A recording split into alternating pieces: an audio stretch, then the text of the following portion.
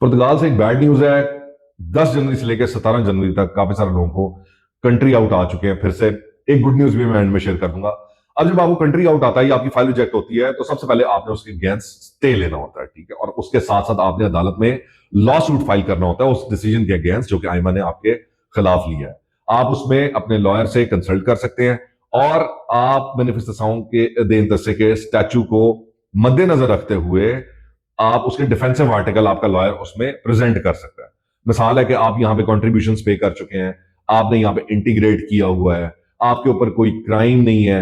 आयमा का जो card grant करने का टाइम था वो 30 टू 90 डेज था, जो कि 2 साल से ऊपर हो चुके हैं, एंड सो ऑन।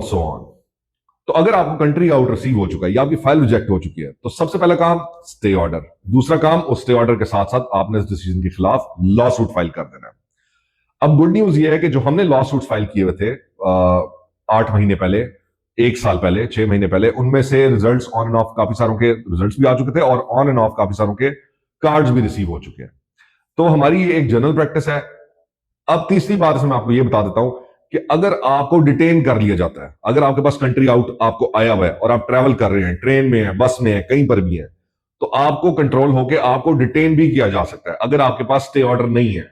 तो जिनको कंट्री आउट है उनको स्टे ऑर्डर उसके खिलाफ फौरन से स्टे लेना चाहिए और अपने पास स्टे ऑर्डर की कॉपी रखनी चाहिए।